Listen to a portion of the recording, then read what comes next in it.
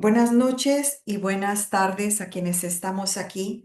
Y antes de iniciar con esta cuarta charla que tenemos, les quería compartir que en el mes de agosto empezamos con ese título, podríamos decir el tema general de La vida me cambió, estoy en duelo, ¿ahora qué hago? Y en esa primera charla, la pregunta era ¿cómo expresar el dolor por la pérdida de un ser querido?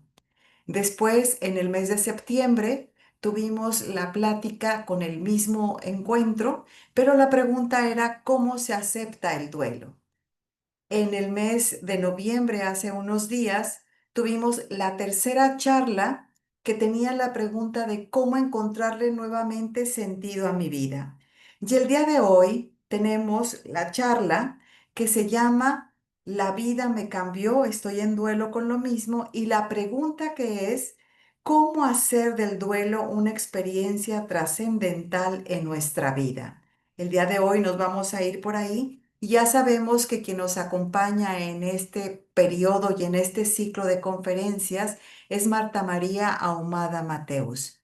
Ella es de Colombia y ha tenido una experiencia que nos comparte desde su vivencia personal y nos da como herramientas, nos da orientaciones para que podamos asumir el duelo que nos toca vivir de todo, de familiares, de seres queridos, de trabajos, porque siempre estamos en despedidas de lugares, de cambios de comunidad, estamos siempre haciendo pequeños duelos en nuestra vida. Pues dejo de compartir para darle la acogida a Marta y ella continúe en este webinar. Bienvenida Marta y muchísimas gracias.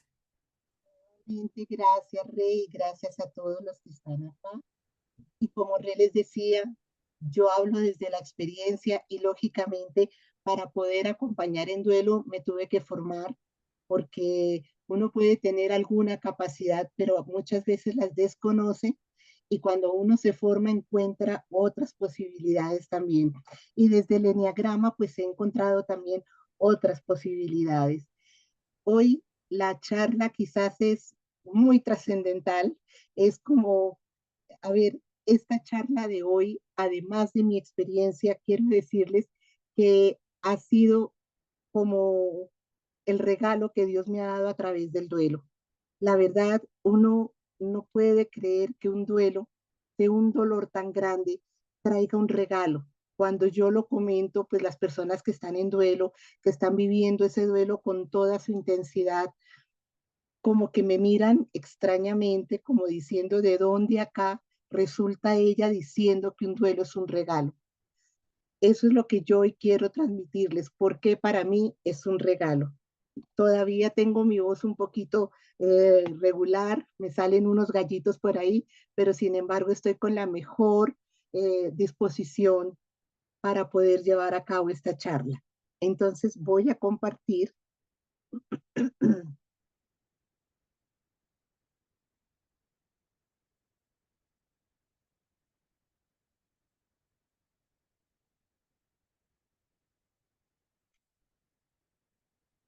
creo que ya se ve, ¿cierto? Ya se ve la pantalla. Bueno, Rey les decía, la pregunta de hoy es cómo hacer del duelo una experiencia trascendental en nuestra vida. Y en la semana pasada yo les decía, hay 5 tareas por cada nivel del duelo, tanto el que se dictó, el nivel que se trabajó en agosto, el que se trabajó en septiembre, cada uno tenía 5 tareas. Y en este de la trascendencia del duelo, también hay 5 tareas. Dos las vimos la semana pasada, aunque hoy también forman parte de lo que hoy vamos a hablar, que es creer y crecer. Pero hoy nos reúne el servir, participar y agradecer. Cuando nosotros entramos en duelo, hay una frase muy común ahora, ¿no? Tal vez antes no se decía, pero ahora sí, la noche oscura del alma. Es una frase que se ha tomado de un poema de San Juan de la Cruz, que para él era como el momento de purificación del alma para entrar en intimidad con Dios. Para nosotros es un momento en la vida de inmenso dolor. es un momento que quizás también es de purificación, pero no lo vemos como purificación porque muchas veces nos centramos tanto en nuestro sufrimiento que se nos olvida que de ahí, o se nos olvida o no, no caemos en la cuenta que de ahí podemos nosotros sacar algún aprendizaje, tener algo que nos ayude a nosotros como a crecer de alguna manera. Entonces, les decía, es un momento de inmenso dolor. Nos encontramos de frente con la soledad, la desolación y las culpas y los miedos escondidos detrás de tantas, tantas emociones y tantos sentimientos. Si nos quedamos en el pasado, el sufrimiento es lo que nos está a nosotros acompañando en todo momento.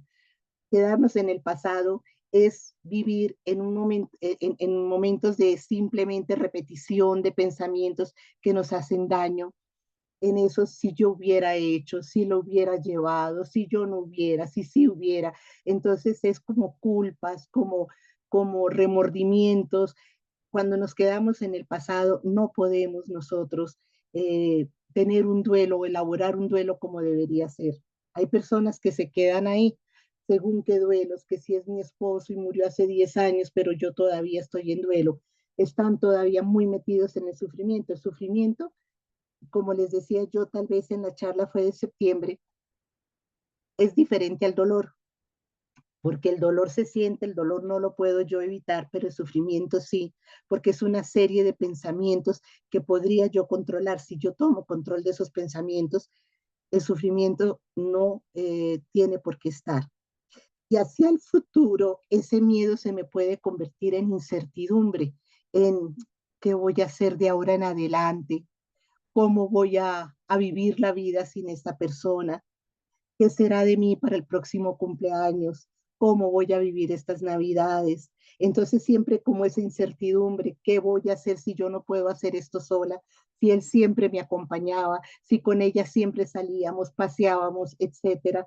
Entonces es una incertidumbre de no saber qué puede pasar cuando no esté, cuando yo necesite a mi ser querido y no lo encuentre. Pero cuando nosotros hablamos de presente, hablamos de regalo. Y aquí es donde viene lo que yo les decía al comienzo, cómo la muerte, cómo el duelo se me puede convertir a mí en un regalo. Y es que el presente yo lo puedo hacer aquí en este momento, una oportunidad. Ese dolor se me puede convertir a mí en una oportunidad, porque es una, es una visión totalmente distinta que puedo yo adquirir de mi duelo, donde, miren, cuando yo me enfrento con mi duelo, yo creo que una de las cosas fuertes es entender que yo realmente no soy nada frente a la muerte, que la muerte es un misterio grandísimo. A veces creo que yo manejo la vida, a veces creo que yo como que soy dueña de mi vida y tampoco, pero en ese momento de la muerte es cuando caemos en la cuenta, no soy dueña ni de la vida ni de la muerte. Mi vida depende de Dios y Dios me la ha regalado. Y la muerte pues también, pero vida y muerte van a la par. Entonces, ¿qué hago yo? Vivo entre esas dos, como esas dos fuerzas y cómo me desenvuelvo, cuál es mi libre albedrío, ¿sí? Pues mi libre albedrío es adquirir o adquirir, no pensar que este dolor puede ser una oportunidad de crecimiento y de crecimiento desde la muerte de un yo que me está torturando porque yo no pude hacer nada frente a la muerte. Entonces, si dejo morir el ego, le doy oportunidad al crecimiento. Entonces, la toma es el presente lleva implícito una toma de conciencia de que mi yo muere, de que mi ego muere, no mi ego el que me da la identidad, el que me hace ser diferente de los demás, no, es ese ego que me llena de culpas, ese ego que me llena de vergüenzas, que de pronto me hace sentir que no sirvo para seguir viviendo, que me falta mi ser querido, que me llena de sufrimiento, es ese ego el que muere, es ese ego al que yo tengo que hacer caer ante el dolor. Entonces hay como dos opciones. ¿Me resisto o atravieso esa noche oscura del alma? Si me resisto, el ego se fortalece. Si me resisto, entonces no, yo me resisto y voy a seguir en la culpa, voy a seguir en el sufrimiento, voy a seguir. en la ira, voy a seguir en todo eso que me hace daño. Pero si yo decido atravesar, ahí es cuando me doy la oportunidad para renovar mi sistema de creencias, para decirle al ego, tú no vas a seguir triunfando y ahora saco yo adelante mi esencia, todo lo bueno que hay en mí, todo lo que yo puedo ofrecer al mundo, todo lo que me puede ofrecer la oportunidad de crecimiento que yo tengo. Nosotros aquí tenemos una frase que seguramente es muy común en otras partes y es, nunca está más oscuro que cuando ya va a amanecer. Y a veces en esta noche oscura del alma llega un momento en que nosotros nos sentimos que ya no podemos más. Y justamente es en ese momento de oscuridad cuando decimos, si ya no puedo más, tengo que hacer algo si quiero seguir viviendo. Y ahí es cuando empieza a amanecer. ¿Me están escuchando? ¿Sí? Ah, bueno. Entonces, estamos en las charlas, en la de la semana pasada y esta, sobre el sentido de vida. Y aquí vamos a unirlo a los 9 rostros del alma, que es algo que el Enneagrama nos regala. Miren, el verdadero desarrollo espiritual busca conectar con las profundidades espirituales de nuestro ser, nuestra naturaleza esencial. Vamos a ver qué es esto. Miren, cuando hablábamos la semana pasada de los diferentes eneatipos, decíamos que había 9 eneatipos, 9 personalidades, pero que a la hora de la verdad esas 9 personalidades se pueden convertir en muchísimas más por todas las diferencias, por todas las alitas que tocamos, por todas las variantes que hay dentro de cada eneatipo, etcétera, etcétera. Pero sí hay 2 categorías básicas cuando se trabajan los eneatipos. Hay virtudes, hay deseos, hay miedos, pero aquí hay 2 categorías que son muy importantes. Yo les decía la semana pasada que en el siglo IV los padres del desierto habían trabajado lo que después llamamos los 7 pecados capitales. Esos 7 pecados capitales son los que llama el enneagrama pasión y nos acomodan no por decir aquí yo pongo este y aquí pongo el otro, no, van de acuerdo con cada eneatipo. Entonces, son 7, pero como son 9 personalidades, también los psiquiatras, neurólogos y todos los que han trabajado, los místicos que han trabajado esta herramienta, que la han ampliado, que la han profundizado, agregan 2 más. Entonces, a cada eneatipo le corresponde un pecado capital, pero en el enneagrama se llama pasión, y aumentan el de la ira y el del miedo. La ira porque, a ver, estas pasiones se dan a nivel de la motivación, lo que a mí me motiva a actuar. Entonces, por ejemplo, al uno se le acomodaron, no acomodado, sino que pensaron que era para el uno la ira, porque la ira es como la pasión que mueve al uno a actuar. Entonces, así como al uno le ponen la ira, al 2 le ponen el orgullo, al 3 le ponen la mentira, al cuarto le ponen la envidia, al 5 le ponen la avaricia, al 6 le ponen el miedo, que es el otro pecado, diríamos, que ellos buscan para el 6, porque el 6 es el del miedo, el que actúa desde la duda, desde la inseguridad. Entonces le ponen como pecado o como pasión mejor el miedo, que es lo que lo motiva a tomar decisiones de actuar. Al 7 la gula, el 8 la lujuria y el 9 la pereza. Entonces, estas son las pasiones tomadas desde ahí, desde esos pecados capitales.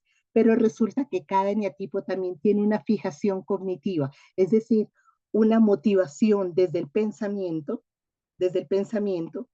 a ver la realidad de determinada manera. Entonces, la fijación cognitiva es la forma como cada personalidad percibe la realidad. Es como si nos pusiéramos todos gafas de diferentes colores para percibir la realidad. El error realmente está en nosotros, en cómo la percibimos. Miren, todos tenemos formas distintas de percibirlas y a veces nos montamos en unos problemas terribles porque este piensa así, porque yo pienso así de la realidad. A mí me llama mucho la atención y creo que ustedes han visto esa gráfica donde aparece un muñequito acá y otro acá y en la mitad hay un 6. Este lo ve como un 6, pero este lo ve como un 9. diferentes perspectivas, ¿sí? Pero cada uno lo ve desde donde está ubicado y desde donde hubo ese quiebre en su vida, esa herida y esas vivencias que lo llevaron a tener la personalidad que hoy tiene. Entonces percibe la realidad, uno la percibe con miedo, el otro la percibe con rabia, el otro la percibe con placer, el otro, entonces hay diferentes maneras de ver la vida. El ego entonces trata de crear la realidad, en la realidad, la cualidad que cree que no tiene. Por ejemplo, el uno siente que no hay perfección, que él no tiene perfección y tiene que trabajarla. Entonces, busca trabajar todo con perfección y nada, no está de acuerdo si, por ejemplo, está elaborando un muñequito muy bonito, no, el color no me gustó, tiene que ser más perfecto, no me gustó el ojo como quedó, no me gustó el pelo, no me gustó, siempre está buscándole cualquier cosita al muñequito porque no queda perfecto. Igual cuando toma una decisión sobre la realidad, pues esto no me parece así, y todo el mundo le dice, no, pero ya lo veo bien, lo veo bien. El uno nunca lo va a ver bien, porque es una cualidad que no tiene y tiene que estarla buscando, tiene que estarla buscando. Ese es el ego. Ante estas fijaciones cognitivas, él, los enneagramistas y especialmente los místicos que han trabajado el enneagrama, crean o sacan unas ideas santas. Son el antídoto de las fijaciones, son también formas de percibir la realidad, pero de una manera diferente, desde un sentido totalmente espiritual, una mirada espiritual sin ego. Y desde esa perspectiva es como nosotros podemos percibir la unidad del universo. Es decir, este puede pensarlo así, este puede verlo así, pero nos unimos todos en estas ideas santas. Nosotros cuando perdimos la conexión con estas ideas santas, todos veníamos con todas estas ideas y más sensibles de pronto a una idea. Y en el momento en que se nos corta, en que se nos presenta esta herida, en que tenemos como esa irrupción en nuestra vida, ahí es cuando la idea santa no se pierde, simplemente quedó en el inconsciente. Entonces, una manera de contemplar el desarrollo espiritual es haciendo consciente lo inconsciente, porque allá fue donde se quedó esa idea santa. Es decir, todos podemos percibir la realidad desde 9 perspectivas. Todas son importantes y las van a ver ustedes ahora. La esencia no se pierde, como les decía, se pierde el contacto con ella, pero la esencia está en el inconsciente. Entonces tendríamos que hacer como ese viaje al inconsciente para tratar de recuperar eso que hemos perdido. Les hablaba de que toda existencia cuenta con profundidades espirituales. Yo me voy a basar especialmente en el libro de Sandra Maitri, que se los aconsejo. eh, no soy teóloga, yo le decía a Re cuando estaba comenzando hoy, antecitos del encuentro, le decía a Re, no soy teóloga, pero a mí este tema me apasionó, me pareció muy lindo y trato de vivirlo, quiero vivirlo porque siento que aquí es donde está, es decir, además del regalo que me ha dado el duelo con todas las experiencias que he tenido, creo que si yo logro esto, realmente siento que, como les decía yo, el fin del sentido de vida es la autorrealización. Creo que puedo llegar allá, pero yo sé que aquí hay teólogos que pueden entender esto mucho mejor que yo. Entonces les pido excusas porque me falta mucho conocimiento. Sin embargo, lo poco que yo puedo entender, que creo que es bastante para mí y que voy a seguir profundizando, nos dice que hay unas profundidades espirituales con las que tenemos que conectar. Son tres profundidades. La primera es Dios, que lo llaman ahí el ser, que otras personas que no creen o que tienen otra fe, hoy pueden llamar el universo, lo pueden llamar la divinidad, no sé, para mí es Dios, es la naturaleza verdadera y definitiva de todas las cosas. Entonces es lograr ese encuentro con Dios. ¿Y qué es lo que se encuentra con Dios? Mi conciencia individual, el alma, y a la vez es la manifestación de esa naturaleza divina. la manifestación de Dios en mí. Y finalmente, cuando experimentamos a Dios dentro de nosotros, experimentamos la esencia de lo que somos. No sé si estoy bien o estoy mal. Para mí esto sería lo que yo llamaría espíritu.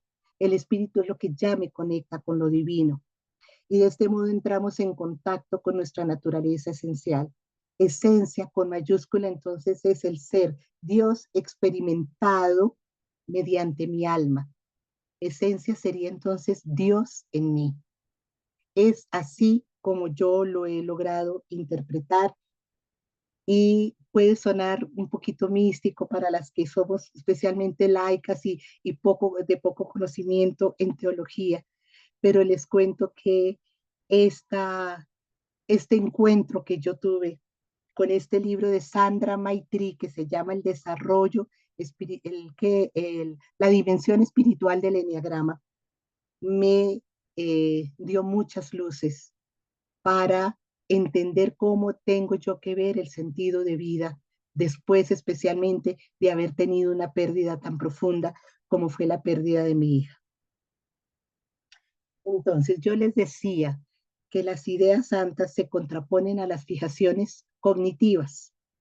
Y aquí vamos a hacer un repaso rápido de estas fijaciones cognitivas. No es que las hayamos visto la semana pasada, pero para las personas que ya tienen una idea del enneagrama, pues pueden entenderlas más. Quienes no la conocen, de pronto aquí se pueden dar una idea de estas fijaciones cognitivas. El eneatipo 1 dice, era lo que yo les decía ahorita, lo de la perfección, si yo puedo hacer todo, mi entorno y a mí mismo perfectos, voy a estar seguro. Entonces, esa fijación cognitiva del 1 es el perfeccionismo. El 2 dice, si yo puedo hacer que otros me amen y que dependan de mí, porque eso es lo que busca el 2, que los otros lo tengan en cuenta, que le pongan atención. Claro, el 2 es supremamente servicial y está pendiente de las necesidades de los demás y se hace necesario, porque eso es lo que él quiere, hacerse necesario para que lo estén buscando, para que él se sienta amado. Entonces estaré seguro. Aquí hay una falsa generosidad y acude a la adulación para que los demás también lo necesitan. Ay, cómo estás de bonita, cómo estás de bien, pero te veo muy, muy sanita, pero y está toda hora adulando para que la gente diga cómo es de querida esa persona. Me encanta que venga porque como que me levanta el ego, pero en el momento en que esta persona no le corresponda al 2 como tiene que ser, ahí viene el problema, ahí se muestra la falsa generosidad. Fue muy generoso, pero la otra persona en un momento que necesitaba el 2 no llegó y entonces empieza, ve, y todo lo que yo le serví y todo lo que yo le di, y mire, no llegó con nada, no me retribuyó en ningún momento. El 3 dice, si los demás me ven como una persona exitosa, porque el 3 busca llegar, alcanzar metas, conseguir objetivos, que lo vean todos, que es el triunfador. Entonces, si lo ven como una persona exitosa, ahí el 3 puede decir, ahí puedo estar seguro. Se está autoengañando. En el momento donde no consiga eso, pues nadie lo va a felicitar y eso es algo terrible para él, porque él necesita siempre demostrar, tener una imagen de éxito, de persona que sale adelante con todo y que todo el mundo lo tiene que aplaudir. El 4 dice, si yo puedo ser amigo de la oscuridad, el 4 vive ensimismado, pendiente o metido en su dolor, en su problema. Él se considera que a él le faltan muchas cosas que los demás tienen. Por eso la pasión de él es la envidia, los demás, porque no es que envidie, ay, fulanito tiene un carro, yo se lo voy a quitar. No, es simplemente porque el otro tiene esto. Yo no lo tengo, no voy a alcanzar a tener ese éxito que tiene el otro, no voy a poder pintar esto como lo pinta aquel, no puedo manejar un carro como maneja, siempre está pendiente de todo lo que me falta. Entonces vive en esa oscuridad y él dice, si yo puedo ser amigo de la oscuridad y llegar a conocer mi propio dolor, a lo mejor estaré seguro.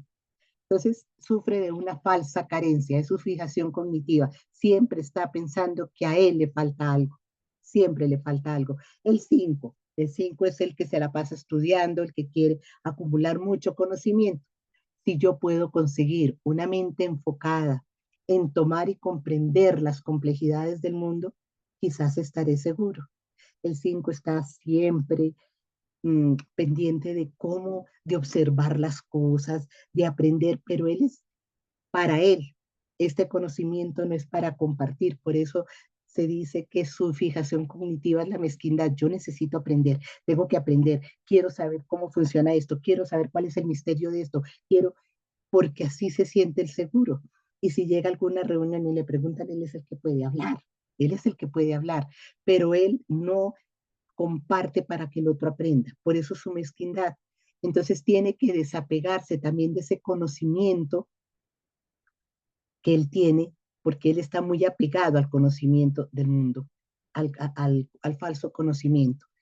El 6 dice, si yo puedo mantenerme alerta a todos los peligros. Ah, bueno, cuando hablo aquí de desapego, perdón, del 5 también estoy hablando de el 5 por estar metido en tanto conocimiento, se aísla de los demás. Dicen, no los necesito. Yo no necesito a nadie acá. Yo solo me basto. ¿Mm? El 6 dice, si yo puedo mantenerme alerta a todos los peligros posibles y hallo aliados confiables, quizás estaré seguro. Recordemos que el 6 es el miedoso, es el temeroso, es el que duda al tomar decisiones, es el que cuenta con la opinión de este y el del otro, y la del otro, y la otra opinión y nada lo satisface porque siempre está con el miedo de que no va a tomar la decisión correcta y de que los demás no saben cuál es el interés que tienen para darle a él como esa observación o esa opinión. Siempre está dudando y entonces se acusa incluso a sí mismo porque siente que no tiene por qué dudar, pero siempre vive como con esa culpa y dudando de todo el mundo. El 7 es el que está muy entregado a la fiesta, al placer, a evitar el dolor. Entonces, si yo puedo distraerme con el placer y evitar pensamientos amenazantes, qué miedo, que no me gusta que de pronto me digan que puede haber un ataque, que puede haber alguna cosa que me pueda hacer peligrar. Entonces, busco placer, busco distraerme con mil cosas, es el que busca se llena de tareas. Quiero hacer esto, pero también quiero hacer esto, pero también esto y también lo otro, para tener la mente ocupada. Entonces, sí se puede distraer con el placer y evitar pensamientos amenazantes, quizás estaré seguro. Entonces, la fijación de él es la autoindulgencia porque él a sí mismo se considera que es una persona que no sufre, es una persona que que se disculpa a sí mismo por estar buscando el placer para evitar sufrir. El 8 dice, el 8 es el fuerte, el que se enfrenta, el que ve el mundo como un peligro y tiene que estar alerta a toda hora. Si yo puedo distraerme con el, perdón, si yo puedo intimidar y dominar a los demás, quizás estaré seguro, porque él siempre está viendo, el mundo es un lugar inseguro y a mí es un lugar no tanto inseguro como el 6 sino cruel, cruel. Entonces, si allá hay crueldad y hay peligro, yo tengo que defender acá, tengo que defender lo mío. Entonces, para defender lo mío, tomo una actitud de lucha, de no sentirme vulnerable, yo no me quiero sentir vulnerable porque no quiero que los demás me vean que yo puedo fallar, yo tengo mucha fuerza para defenderme y defender a los míos. Por eso si puedo intimidar y dominar a los demás, estaré seguro. Y su fijación es la venganza. Y el 9 dice, si yo puedo lograr una mente abierta a todas las posibilidades, quizás estaré seguro, porque él quiere darle gusto a este, gusto al otro, gusto al otro, gusto al otro, pero él no se tiene en cuenta. Entonces, su fijación es la confluencia y la indolencia con él mismo, y la confluencia con los demás, estar bien con todos los demás y que no haya problema con nadie. Bueno, esos son los 9 neatipos, así como un poquito exagerados, pero para poder entender un poquito lo que es la fijación cognitiva. Entonces vienen las ideas santas. Estas ideas santas, como les decía, se contraponen, son el antídoto de las anteriores. Entonces, para el 9, por ejemplo, que estábamos viéndolo ahora, es el que acabamos de ver, está el santo amor. Y aquí vemos las otras que las vamos a ir explicando poco a poco. El 1, la santa perfección, la santa voluntad, la santa ley, el santo origen, la santa omnisciencia, la santa fe, el santo plan y la santa verdad, que los vamos a explicar ahora. Entonces, comenzamos con el santo amor. Como les digo, no soy teóloga, pero a mí esta parte me pareció preciosa y es para mí uno de los regalos más bonitos, el haberme encontrado con este libro, con estas ideas y el empezar a trabajarlas, a entenderlas. Miren, en el santo amor, en todo lo que existe hay bondad. Está implícita en el tejido de toda existencia. Aquí me acordaba yo del Génesis, en la parte de la creación, cuando Dios, después de crear cada cosa, decía, y vio Dios, lo dice la Biblia, y vio Dios que era bueno, y vio Dios que era bueno, y vio Dios que era bueno, después de crear el mar, después de crear las aves, después de crear las montañas, y vio Dios que era bueno. Entonces, en todo lo que existe hay bondad. Dios bueno, Dios amor. El amor santo es la percepción de que nuestra naturaleza esencial es innatamente bella y de que la experiencia de ella es siempre positiva. Es ver la realidad inherentemente hermosa, amorosa, amable, capaz de deleitar, placentera, agradable. Dios, fuente de amor como el amor mismo, y todo en la existencia es manifestación y encarnación del amor. Entonces, desde ahí somos fundamentalmente bellos y dignos de amor. Si estamos no estamos separados de Dios. Si yo me separo de Dios, ahí es cuando viene el problema y me siento que no soy digna de amor. Pero si yo estoy unida a Dios, siento que tengo esa dignidad como hijo de Dios de ser amada. Cuando experimentamos al ser, y esta parte me gustó mucho, cuando yo experimento a Dios, en mi vida hay valor, me siento que valgo, me siento útil, me siento satisfecha y hay propósito, es decir, hay sentido para vivir, hay sentido para vivir. Entonces, este amor sagrado, lo que me está diciendo, me está expresando es esa dicha de ese amor incondicional, de esa unión que yo tengo tan grande con Dios. Y resulta que yo les acababa de decir, el eneatipo 9 es el que más se ha desligado, desconectado de esta idea. ¿Por qué? Porque el 9 trabaja, se acuerdan, la confluencia, al estar de acuerdo con todo el mundo, pero sus necesidades no sirven para nada, no las tiene en cuenta, no las hace valer. ¿Por qué? Porque él no se considera digno de amor. El 9 se considera, yo les decía la vez pasada, muy seguramente su herida pudo estar porque él viene de una familia muy grande, donde todos, había tantos hijos que sus papás quizás no le pusieron mucha atención a sus necesidades y él se sintió que era uno más del montón. Quizás pudo ser eso, o pudo ser que también había un niño enfermo en su casa y entonces este niño enfermo se llevó toda la atención y a él no le ponían la atención. Pudieron ser miles de factores, pero desarrolló esta personalidad, donde él se siente que no hay amor para él. Entonces es el más desconectado, ha perdido la percepción de estar hecho de amor y por tanto digno de amor. Para él los demás sí merecen amor, entonces por eso él dice estar pendiente de los demás sí pueden ser amados, él no. Y los demás pueden participar de la benevolencia de la vida, pero él no se ve valioso ni importante. Y aquí está su fijación, que es la indolencia con el mismo y la confluencia.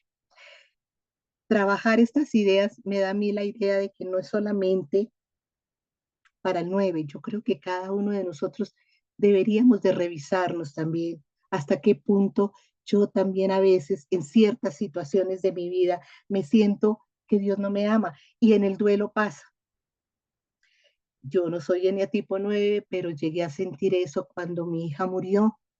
Yo sentí que Dios no me amaba, que Dios no me tenía en cuenta, que Dios Yo le había pedido tanto en la vida por ella. Miren, alguna vez yo comentaba, aquí en Colombia, nosotros hacemos las novenas de aguinaldos. Comienzan el 16 de diciembre y hasta el 24. Y para mí tienen un significado porque crecí con esas novenas de aguinaldos. Son los 9 días, cada día meditando un momento antes de la llegada del niño Jesús. Y yo esas novenas, desde que mi hija nació y le diagnosticaron esa enfermedad rara, la hice pensando en que Dios a mí me iba a regalar la salud de mi hija. Y resulta que murió, mi hija murió después de 36 años de estar rezando las novenas y pidiendo. Entonces yo me sentí, quizá lo cuento acá porque realmente fue mi experiencia, me sentí que a mí Dios no me escuchaba, que Dios no me amaba, no me sentía amada por Dios y me sentí culpable. Dije, yo algo hice en la vida para merecer todo esto. Entonces, eso produjo en mí como el aislarme un poquito de Dios, pero no solamente en mí. Cuando yo empecé a acompañar en duelo, me di cuenta que muchas personas también sienten lo mismo, a pesar de tener una unión con Dios, otras pues no es tanto, pero definitivamente sí llegué a sentir eso. A Dios gracias, mi relación con Dios pues era fuerte y poco a poco se fue restableciendo y me siento amada por Dios y hoy considero, como les decía, que esa muerte de mi hija se me convirtió en un regalo porque la veo desde el amor de Dios, la veo perfecta, que es lo que vamos a ver ahora también sobre la perfección, pero me cambió, me cambió y en el duelo generalmente encontramos personas que dicen, no, pues es que, ¿por qué Dios me hizo esto? ¿Por qué Dios me mandó esto? ¿Qué hice yo de malo en la vida? Muchas personas en duelo tienen esta postura y recuperar el amor de Dios es lo más hermoso que hay y ver lo bueno que hay, porque la muerte está ligada a la vida y la muerte es buena, porque la muerte, a ver, libera. Cuando yo la veo como una liberación, que fue lo que mi hija tuvo, mi hija me decía, mami, no quiero sentir más lo que estoy sintiendo, mami, no quiero tomar más medicamentos. Y yo, sin embargo, era, no, te los tienes que tomar, porque eso me la mantenía viva, te los tienes que tomar. Pero era ella la que estaba viviendo todo lo que estaba viviendo y la muerte la liberó de todo esto. Dios, amor, permitió que las cosas fueran así y que yo lo entendiera. Paso a la segunda idea.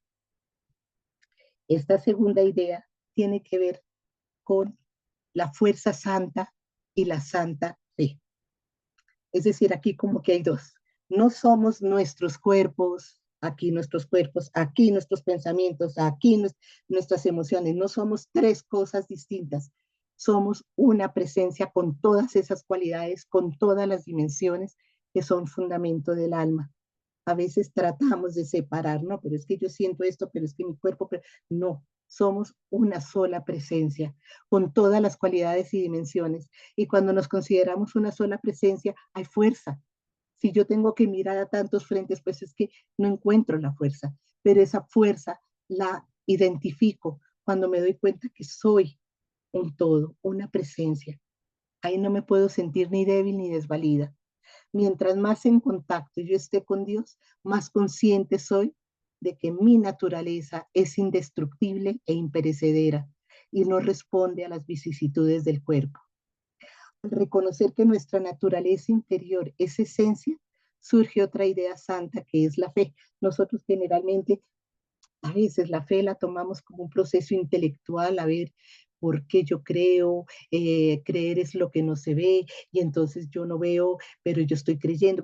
Es una serie de cosas que como que no, pero no tenemos como esa experiencia de fe muchas veces. Y en el duelo, cuando no hay esa experiencia de fe, nos tambalea terriblemente la vida, nos tambalea mucho la vida. Entonces la fe no surge propiamente de un proceso intelectual o intuitivo, la idea de fe aquí tiene que ver con la forma de cómo yo vea la realidad, donde siento que todo, que somos esencia, que somos experiencia de esa esencia. yo aquí entiendo algo que escuchaba antes. Es que una cosa es decir que yo creo en Dios y otra cosa es tener experiencia de Dios. Y es la experiencia de Dios la que me transforma. Y esto lo comprendí yo en el duelo. Por eso, vuelvo y les digo, el duelo para mí es un regalo, porque buscando como esa presencia de mi hija, porque yo, a ver, a uno le dicen, no, no muere, ¿sí? El cuerpo fue el que murió, pero el espíritu no muere, pero uno dice, ¿cómo hago yo para conectar con ese espíritu que no muere? Buscando esa experiencia, me encontré con Dios y dije, si Dios, que es, si tengo experiencia de Dios, Dios está con mi hija y pude entender lo que era esa experiencia de Dios y encontrar a mi hija ahí en esa experiencia de Dios. Esto es algo como les digo, es un regalo, pero que no pude experimentar sino gracias al dolor. El dolor me llevó allá. La Santa Fe entonces es reconocer que el alma se transforma a través de la experiencia directa con Dios. Entonces, esa fe también implica una fe en mí mismo, una fe en los demás, una fe en el universo. ¿Mm? Y que ni la muerte ni nada me puede a mí separar, ni de mis seres queridos, ni de Dios. Entonces, el eneatipo que más se ha desconectado con esta idea es el 6, que tiene miedo de todo, tiene separado su cuerpo de su mente y de su espíritu. Y por eso él vive pendiente, el miedo de él es ay, que la enfermedad no me vaya. Mire, un 6 generalmente está pendiente de, a ver, no entremos a ese lugar porque ese lugar hay personas con gripe y de pronto yo me puedo enfermar. No vayamos a esa parte porque en esa parte yo vi el otro día que una mesa estaba como sucia y yo no quiero enfermarme. Yo quiero que son como mil cosas que lo atemorizan frente a que su cuerpo se enferme o a vivir la muerte. Ese es el miedo que tiene el 6, a vivir la muerte. Entonces, es un eneatipo que se identifica con el cuerpo y con sus instintos y por eso considera que está sometido a enfermedades y muerte. La carencia de fuerza y fe santas crea todo tipo de inseguridades y miedos. El 6 percibe que el entorno es algo en lo que no se puede confiar. Duda de las personas, duda de las cosas, duda de una expresión de cariño. Mire, este me vino a saludar, pero casi nunca me saluda y quién sabe con qué intención. Es que en ese ambiente hay como malas energías, yo como que ahí no entro porque no me, no me causan buena impresión esas energías. Entonces está toda hora como con esos miedos, ¿sí? Su creencia fijada es la acusación y se siente culpable porque hay algo mal dentro de él. Ante un universo desprovisto de amor y unos seres humanos egoístas como el 6 lo ve, su fe fluctúa entre hacerse fuerte o esconderse. El 6 tiene dos maneras de actuar. O es miedoso, miedoso, miedoso, o es contrafóbico, ¿no? Que es como presentar una coraza de que soy valiente, pero por dentro está muerto de miedo. Y miren que a mí me llamó mucho la atención cuando yo leía el libro de Sandra Maitri, decía, esos que se muestran miedosos son como el ejército de Hitler, ¿sí? Lo seguimos, lo seguimos, lo seguimos porque este señor nos produce miedo y es mejor seguirlo porque nos da miedo. Y el otro, el contrafóbico, es Hitler. No puedo dejarme, tengo que enfrentarme y dominar porque si no me da miedo de que vengan y me maten. Hacía como esa comparación y a mí me llamaba la atención entre el fóbico y el contrafóbico, entre el ejército de Hitler y Hitler, ¿no? Entonces, bueno, siempre la sombra de la duda está presente. Vamos al siguiente. El siguiente es la ley santa y tiene que ver con la santa armonía. La santa ley dice que es comprender que el universo es una entidad completa y unificada que está en estado de cambio. El universo es un todo y no está quieto. Al ser un todo, cualquier acción repercute en todos. Dios es dinámico, por lo tanto hay transformación constante. Al leer yo esto, pensaba en que, pues, en la evolución de la vida. Si el universo no fuera dinámico, nosotros seríamos como un objeto, no evolucionaríamos, no tendríamos el crecimiento que tenemos corporal, afectivo, mental, etcétera. El universo es dinámico, Dios no es un ser quieto, un ser muerto, no, Dios es dinamismo. Y entonces continuamente estamos en transformación. Y entonces ahí también me da una explicación de lo que es la muerte. La muerte es parte de ese dinamismo, porque la muerte a la hora de la verdad es renovadora de vida. Si cuando la oruga muere, se convierte en mariposa. Es cuando hay la transformación a la mariposa. Entonces la muerte renueva el día, la vida. Si el día muere, es porque tiene que llegar la noche.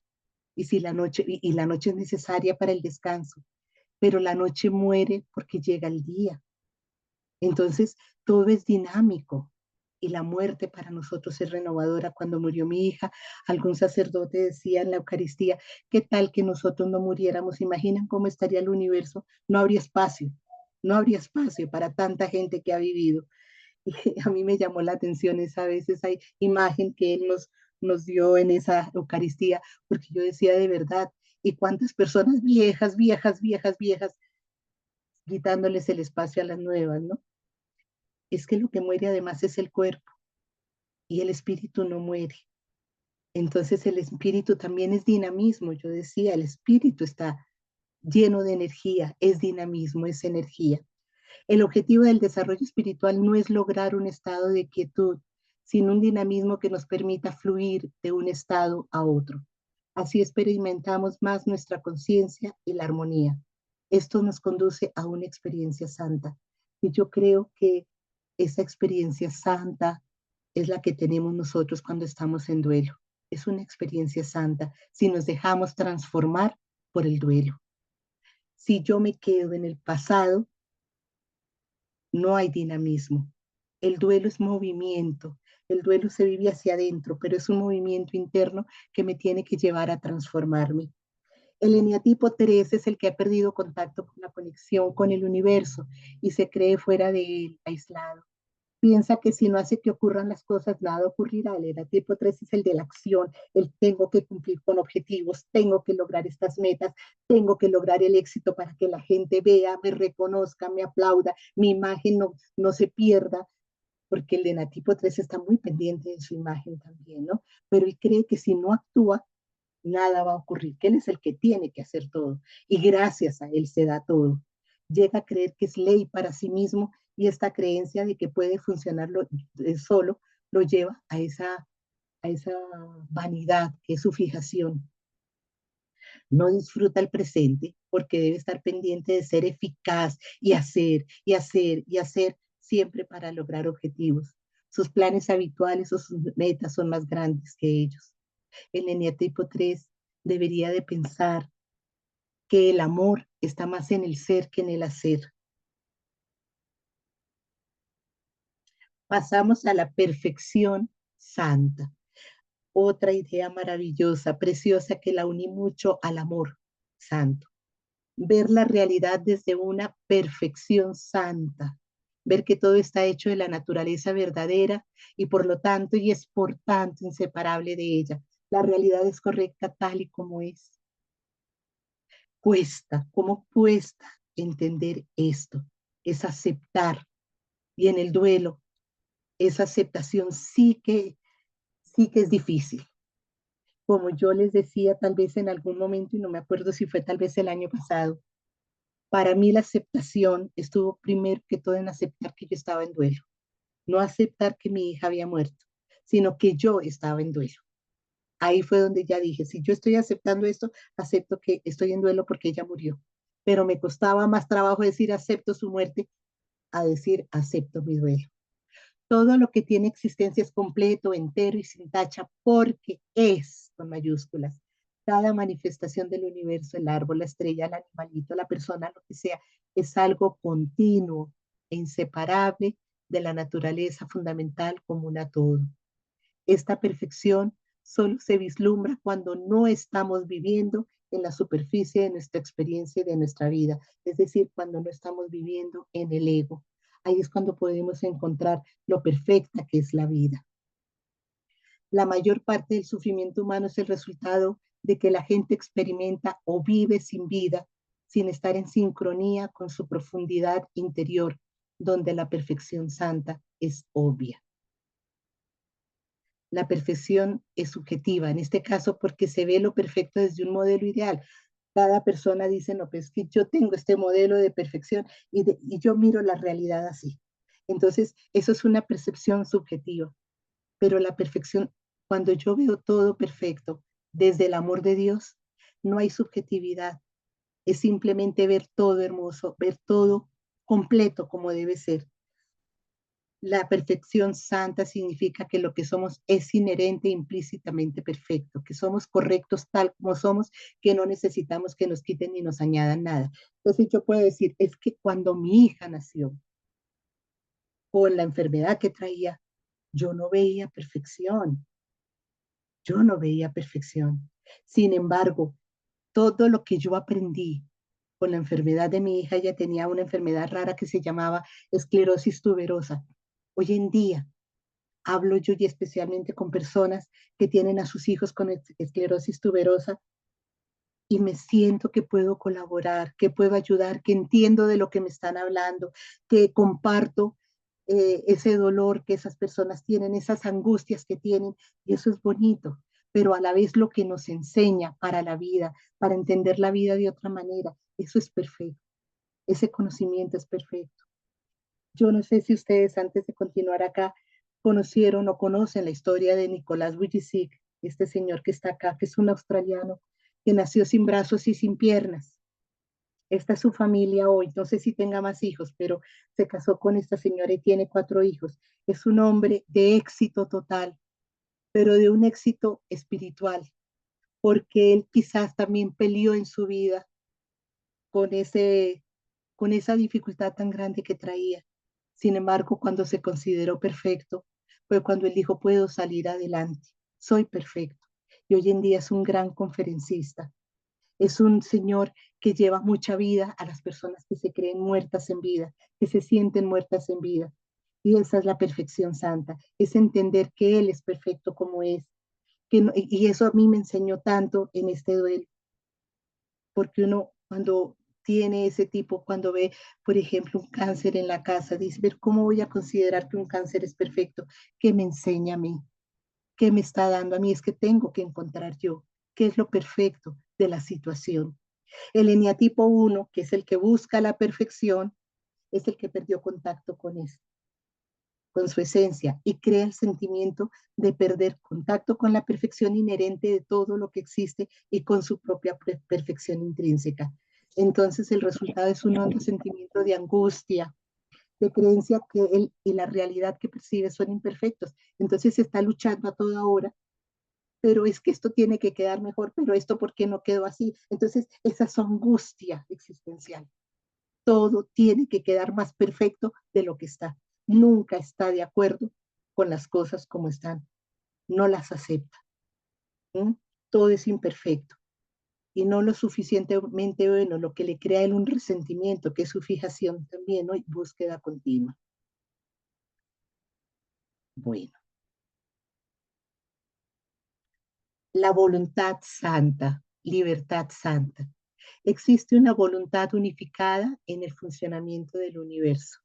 Todo lo que ocurre es voluntad de Dios y está inspirado por su fuerza e inteligencia. Así todo lo que experimentamos es lo que debe ocurrir. El libre albedrío en nosotros, aquí miren, cuando yo estaba trabajando todo esto de las ideas santas, y bueno, yo sigo trabajando en esto porque me llama la atención, pero encontré una señora atea que me llamó mucho la atención cuando llegamos a este capítulo. Ella decía de qué libre albedrío nos hablan si no hay voluntad, si nosotros no podemos tener voluntad. Y a mí me pareció que cuestionaba esto desde, pues lógicamente, desde su creencia. Ella no acepta a Dios por esto. Le dice, ¿cómo voy a creer yo en un Dios que solamente tengo que estar atada a su voluntad y me siento yo como un títere de él. Y yo decía, Dios mío bendito, cuando uno no tiene fe, qué fácil es poder creer eso, ¿verdad? Miren, cuando murió mi hija, que yo les decía, yo creí que me había desconectado del amor de Dios, que Dios no me amaba. Yo creía que yo no estaba con ella, y esto le he contado mil veces, que si yo hubiera estado, yo había podido detenerlo, la muerte, ¿sí? Mi voluntad por encima de la voluntad divina. Si yo hubiera estado ahí, no hubiera pasado nada. Y esa fue mi rabia al comienzo. ¿Por qué yo no estaba con ella? Yo tendría que haber estado con ella. Y alguien me dijo, mira, si tú hubieras salido a la esquina por una bolsa de leche, a lo mejor en ese momento hubiera podido pasar. Uy, Dios mío, ahí sí que me hizo pensar. Dije, no necesitaba yo estar tan lejos, sino muy cerca, y que estuviera ocurrido en ese momento. Y lo entendí, y ahí entendí yo esa soberbia mía, ese orgullo mío de querer poner mi voluntad sobre la de Dios. Entonces, entender la voluntad santa es entender también que lo que Dios hizo es bueno y que era lo que tenía que pasar para bien de mi hija y para el mío. Yo hubiera estado ahí, yo no sé, pienso a veces, a lo mejor algo hubiera pasado en mí mentalmente porque me parecía terrible. Miren, yo viví muchas noches con ella porque ella convulsionaba a las madrugadas. Viví noches de angustia terribles, eh, pensando que se me podía ir en una convulsión de esas. Y no estuve en ese momento, ella murió solita. Y entonces eso me hizo pensar, Dios fue grande, porque ni ella vivió esos gritos míos, tal vez de angustia y desesperación. Ella se estaba yendo y yo no la podía detener, ni yo tampoco viví el momento tan fuerte. La voluntad de Dios tan maravillosa de habernos dado ese regalo, de que ella muriera y de que yo no hubiera estado a su lado. Tal vez algunos me digan, uy, no, pero ¿qué estás diciendo? Así lo he vivido yo, así lo he entendido yo y le doy gracias a Dios, porque quizás tal vez me hubiera desconectado mentalmente, al menos por unos días, yo no sé qué hubiera pasado. Pero miren lo que dice acá, el libre albedrío es estar en armonía con lo que es y no resistirnos a ello. La no aceptación de un evento me esclaviza y debo elegir otro camino. Entonces, si yo acepto, me quito esa esclavitud, esa, ese creer que yo tengo fuerza y más voluntad sobre todo que la voluntad de Dios. Aceptar que dar y recibir son acciones naturales que no deben depender de una manipulación o formar parte del orgullo. Eh, Esto, bueno, ya ahorita lo explico con el eneatipo 2. Mi voluntad y la del universo son inseparables y yo no puedo imponer una sobre otra manipulándola a mis deseos. Por eso tampoco puedo manipular o sentir orgullo alrededor del dar y recibir, que son acciones naturales. Miren, el eneatipo 2 es el que se ha perdido, el que se ha desconectado de esta idea santa y por eso ha perdido también el valoración. Él cree que debe ser salvador de todo el mundo y que todo el mundo tiene que estar pendiente de él. Él es el que se tiene que hacer imprescindible y que es omnipotente y eso le hace perder o tener la sensación de que eh, él, su propósito de vida está como en ayudar, salvar a este, estar pendiente del otro, de las necesidades de los demás. Él no tiene en cuenta sus propias necesidades. La única necesidad que él tiene a la hora de la verdad es que los demás lo quieran y lo necesiten. Entonces él manipula la voluntad de los demás para que lo quieran y lo necesiten. Entonces, lo que nos habla aquí esta ley, esta idea santa, es de que dar y recibir son acciones naturales y que el dos debería dar y recibir desde una voluntad de amor, pero no tratando de imponer que el otro me quiera, que el otro me retribuya, que el otro me diga que me quiere, que me necesite. Es eso. Por eso su fijación es la adulación, porque muchas veces adula para que el otro lo, lo necesite, lo busque. Entonces, mira, tú vas a estar muy bien, yo te voy a cuidar. Mañana no permitas que nadie venga a acompañarte. Yo mañana voy a estar contigo. Entonces el otro llega alguien y le dice, mañana puedo venir. No, no, no, no, no vayas a venir, que ya viene fulanita de tal. Ella la que me va a acompañar y después se pone brava si no dejo que me acompañe. Entonces es como manipulando, es su voluntad, imponiendo su voluntad, una voluntad que le trae a ella una satisfacción de su ego a la hora de la verdad, pero que donde el otro en un momento determinado le diga, mira, no puedes venir mañana porque ya tengo otra persona, inmediatamente mira todo lo que yo y ya dejé tal cosa para mañana para que lo hiciera otra persona por venir a estarme contigo y tú ahora no quieres estar conmigo y bueno, se arman los problemas de los problemas. Se vuelve dependiente de los demás y cree tener libertad cuando se libera de quienes depende, pero no de su propia dependencia. El origen santo. Aquí hay dos formas de ver este origen. Si lo creemos desde nuestros cuerpos, podríamos decir que lo físico tiene un origen que es la explosión del Big Bang. Entonces, todo lo que hay en el universo tiene ese origen físico. Pero si nos reconocemos habitados espiritualmente, que nuestra alma forma parte del espíritu, Dios es la fuente de la cual surgen todas las almas. Entonces mi origen está en Dios. El cuerpo finalmente se acaba. El cuerpo es una materia que, pues, como materia, queda en cenizas o se entierra, se transforma, pero ya, pero el espíritu no. Y el espíritu tiene ese origen santo, porque tenemos ese origen santo, es que el espíritu prevalece. Dios es la fuente de la cual surgen todas las almas. Toda manifestación no solo surge de Dios, sino que de hecho es parte de Dios. Somos inseparables de Él. Por eso es tan importante al conectar con nuestra profundidad, contactar con nuestro cuerpo y luego con las emociones para conectar luego con la naturaleza verdadera. Es un proceso de aceptar nuestra singularidad sin comparaciones ni juicios. Cuando vamos a diferentes convivencias o alguien nos está preparando para una oración, muchas veces nos piden que nos relajemos y esa relajación comienza por entender que hay un cuerpo que tenemos que relajar, luego una mente que tenemos que relajar y separarnos no separarnos, sino ese pensamiento, como tratar de integrarlo en esa relajación, pero finalmente lo más importante es esa parte espiritual, que es la que nos lleva a conectarnos con Dios, porque somos todos de ese origen. El cuerpo cada uno lo tiene distinto, la mente cada uno piensa diferente, pero espiritualmente todos venimos de ese mismo origen. Todos somos espíritu. El eneatipo 4 se desconecta de este origen santo y por eso siente tanta melancolía.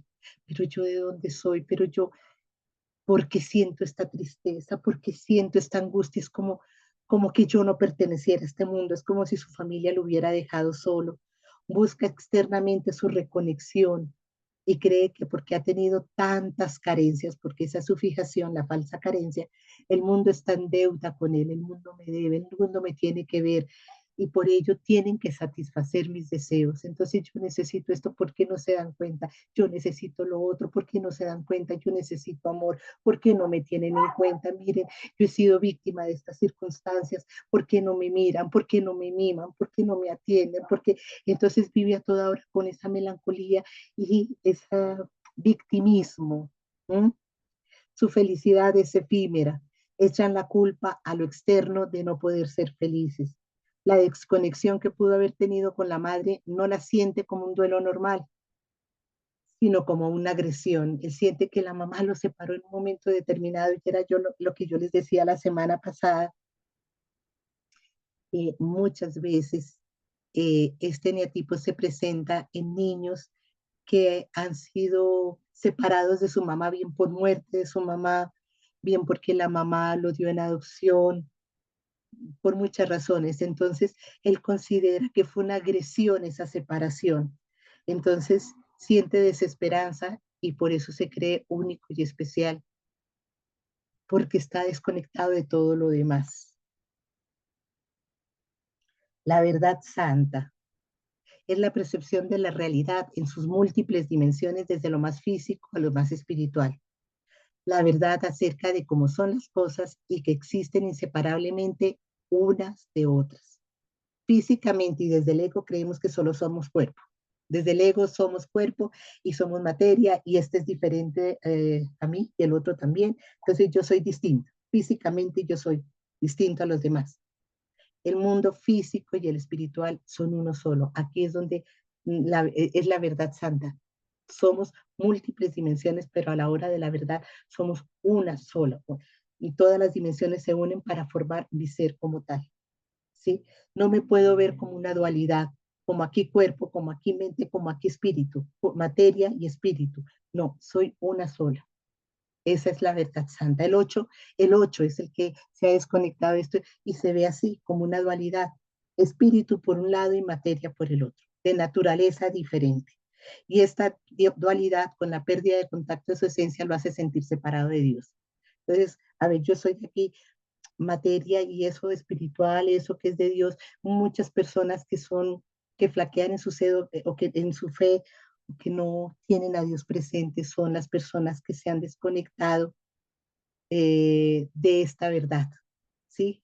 Espíritu, el día que yo tenga tiempo para encontrarme con Dios, eso será otra cosa, pero ahorita me tengo que defender acá, es mi cuerpo el que está aquí. Esto es lo que yo tengo, con lo que yo tengo que luchar, ¿sí? Para el 8 ocurrió algo terrible. Bueno, le, levanta una armadura para protegerse y así su cuerpo físico lo separa del espiritual. Para el 8 ocurrió algo terrible. Algo generalmente los 8 han tenido algún episodio de violencia en su niñez. Le hicieron algo malo, lo rompieron, contaminaron su alma, algo pudo haber pasado. Yo he trabajado con una niña que ella vivió la violencia aquí en Colombia cuando era muy pequeñita y la mamá, cuando escuchaban las bombas, las balas y todo eso, la mamá le decía, métete debajo de la cama. La niña se metía debajo de la cama y cuando ya pasaba todo el peligro, la mamá le decía, ya puede salir, pero nunca la mamá trabajó con ella eso, cómo te sientes, ¿no? Simplemente pasó y ya, a seguir trabajando, a seguir en lo nuestro. Y esta niña tiene una, una idea de que ella no se puede acercar, que como que Dios, ¿quién es? Sí, como que está desconectada totalmente espiritualmente y como que dice, no, para mí primero es trabajar aquí con lo que es lo físico, con lo que tengo que defenderme, con lo que tengo que trabajar, con lo que tengo que defender a mi hijo, porque tiene un hijo. Y la parte espiritual, yo le decía, ¿cómo estás? Dijo, no, es que yo no tengo tiempo para meterme en meditaciones, para meterme en oraciones, no tengo tiempo, yo tengo que estar luchando por mi hijo y sacándolo adelante. Tu fijación es la venganza, es saber cómo me defiendo de todos y el que me venga a decir algo, yo inmediatamente le brinco y le digo primero tres cosas para que se devuelva. ¿Mm? Se siente a sí mismo malo, culpa especialmente a su primer entorno. Esta niña culpa mucho a su mamá. La ira lo protege del mundo, primero, es decir, pone la ira al frente para poder solucionar las situaciones. Si yo reacciono con ira, el otro me va a tener miedo y entonces no va a venir a molestarme y no me va a perjudicar. Los demás, lógicamente, le temen. La omnisciencia santa, transparencia santa. El 8B, separado cuerpo y espíritu. Entonces tiene que integrarlo, tiene que verlo unido. Él es una unidad, pero la omnisciencia santa consiste, en vez de poner el énfasis en la realidad, en esa realidad de verlo así en las partes, en lo que compone, en la interconexión de todas las partes del cosmos. Si en la verdad santa está la totalidad, que la verdad santa la que acabamos de ver, de la realidad, aquí están las partes integrantes de esa realidad. Entonces, miren, la transparencia santa es la experiencia humana de ser una parte de la realidad. Yo soy parte del cosmos. Yo estoy interconectada con el cosmos. No estamos separados de todas las personas. Estamos unidos a los demás. Tenemos que tener conciencia de que una acción mía puede repercutir en los demás. Entonces, esa es la transparencia. Aunque tenemos una individualidad, estamos conectados con el resto de la humanidad. Por eso no podemos invisibilizar a los demás, porque somos parte del todo. Y la omnisciencia tiene que ver con el propio conocimiento. El 5, que es el que quiere conocer el exterior, ahora se le pide más bien que trabaje la omnisciencia santa, que fue la idea de la que él se desconectó, buscando su interior, tratando de conocerse en su interior, porque en esa omnisciencia santa es donde él encuentra esa iluminación, donde se conoce completamente, donde realmente se siente parte del todo. Dice aquí al final que me gustó tanto esta expresión, cada uno de nosotros es un pensamiento, una expresión de Dios. El 5, al perder contacto con su esencia, pierde conciencia de estar interconectado con otros y el resto de la realidad. El 5 se aísla, el 5 observa cómo está actuando este, por qué está actuando este así, el otro así, pero no comparte. Acuérdense que él tiene esa mezquindad en su conocimiento, esa avaricia en su conocimiento. Es para mí, esto es para mí, para llenarme de más conocimientos. Y entonces no comparte ese conocimiento, y aquí se le pide es que deje de lado ese conocimiento del externo y que se vaya más bien hacia lo interno y que tenga en cuenta que él no se puede separar de los demás, que él tiene que estar en contacto con los demás. Entonces, cuando vive en duelo, es que se le pide al 5, sal y pídele a otros que te ayuden a vivir tu duelo, porque el 5 se mete tanto, no quiere contar nada de lo que le pasa, no quiere compartir nada con nadie, porque él cree que lo que le pasa es de él y nada más. Y muchas veces sufre en soledad y a veces incluso su duelo lo inhibe tanto que aparece si no tuviera nada, se vuelve hasta cínico, como si no viviera el duelo. ¿Mm? Crea su mundo aparte y bueno, en su aislamiento es que se siente seguro. Llegamos a la última idea santa, que es el plan santo, el trabajo santo, que es una sabiduría santa a la hora de la verdad, este plan santo y el trabajo santo. La sabiduría santa es la sabiduría de vivir sin ego. Qué difícil. ¿Cómo vamos a vivir sin ego si el ego nos identifica? Y se alcanza con un trabajo santo y el plan santo. Lógicamente yo les decía, no es que vayamos a destruir totalmente el ego nos identifica, el ego también es bueno porque nos hace ver que quiénes somos, ¿sí? Y gracias a ese trabajo es que podemos ir también dentro de nosotros. El trabajo santo son todas las dimensiones del ser humano y es un trabajo de Dios, es obra de Dios. El trabajo santo fue ese recibir de Dios todas esas dimensiones que tenemos nosotros. Dios es dinámico y por eso continuamente hay un acto de creación. Lo veíamos cuando veíamos la idea santa del eneatipo 3, la ley santa. El agua que brota de una fuente, que brota en este segundo, no es la misma que la que brota al siguiente segundo. Todo es tan dinámico, todo es tan rápido, todo es tan diferente de un segundo a otro. El minuto que acabamos de pasar, yo aquí tengo las 7:20, en Colombia 7:20, las 7:19 del 11 de noviembre, ya pasaron del 2025, no lo volvemos a vivir y ya vivimos otra experiencia distinta. Lo que dije hace un minuto no es lo que estoy diciendo ahora. La experiencia de ustedes hace un minuto no es la misma experiencia de ahora. Ese es el dinamismo que hay. Hay un dinamismo continuo. Pero ¿qué pasa? Que nosotros tenemos que estar conscientes de nuestro presente. ¿Qué está pasando ahora? ¿Qué está pasando en mí en este momento? El trabajo de la hora tiene que ver con la transformación del ser. Yo no puedo concebir una transformación del ser a futuro. Yo no puedo decir, no, es que yo sí voy a cambiar dentro de un año y yo dentro de un año voy a hacer esto. No, la transformación se da ahora o no, ya dentro de un año pensaré de una manera distinta, porque hay un dinamismo y ya me llevará a pensar ahora, pero mi transformación es ahora. El trabajo es ese, transformarme ahora, estar y eso y solamente lo logro estando en el presente. La característica principal por eso es la presencia. El plan santo es la percepción de que el desarrollo de la realidad no es arbitrario ni caótico, sino con un programa detallado para el fin del sentido de vida, la autorrealización. Hay un diseño significativo y una pauta de cómo se desarrollan las cosas. El plan santo corresponde a la cantidad de tiempo que pasamos en nuestro interior y con Dios. Ese es el tiempo real. Cuando yo leía esto, decían ahí, si te pidiéramos que midieras tu edad en relación con el tiempo que tú has pasado con Dios, ¿cuántos años tendrías? Y yo decía, Dios mío, yo no sé si llegaría el mes. ¿Cuánto tiempo hemos pasado con Dios? ¿Cuánto tiempo he pasado en contacto con mi interior? Y eso es lo que contribuye a la maduración de nuestras almas. Entonces podemos tener una maduración física.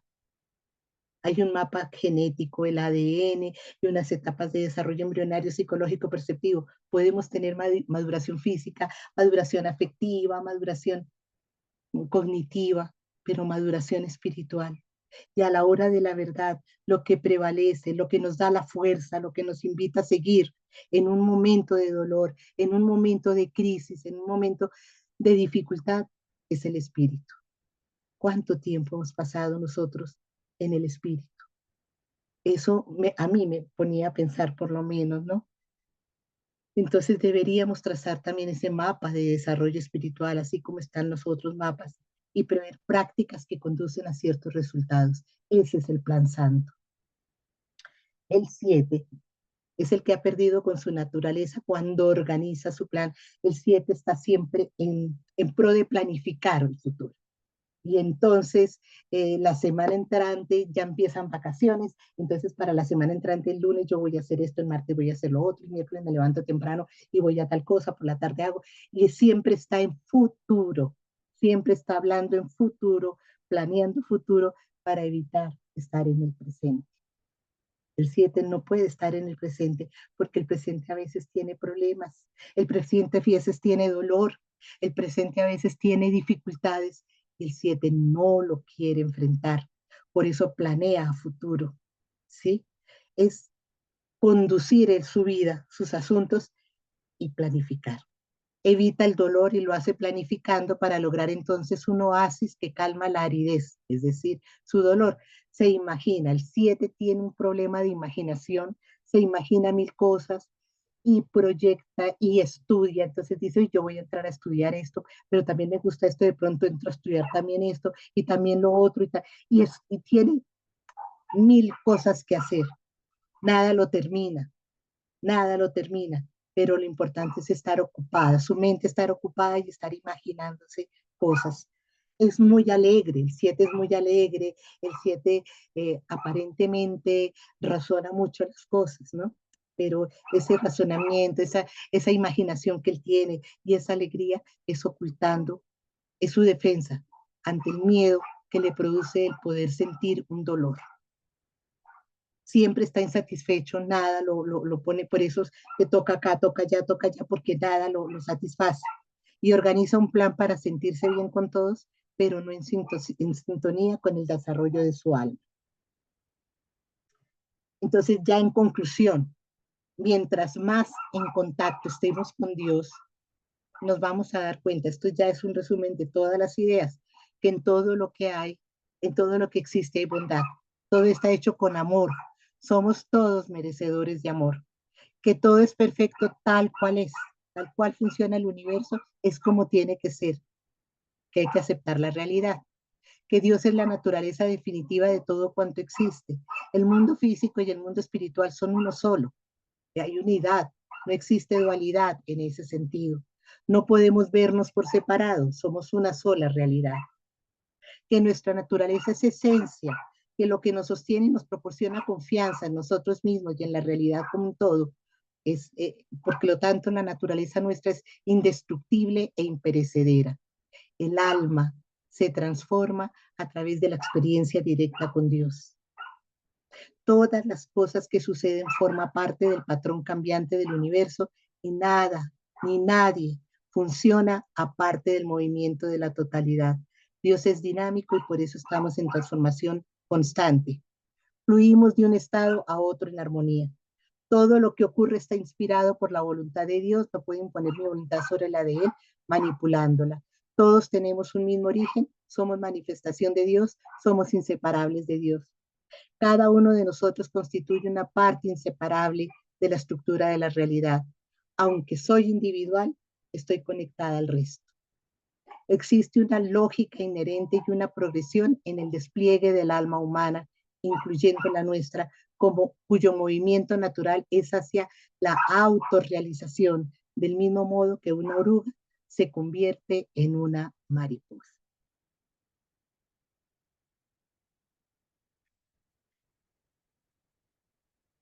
Esto en palabras mucho más sencillas. Esto en palabras de, no me acuerdo el nombre, pero el apellido es Vilaseca, es un español que trabaja mucho el enneagrama y que la pone en palabras más sencillas. Borja Entonces, Vilaseca. Borja. Borja Vilaseca. Borja Vilaseca. Dice, el ser esencial.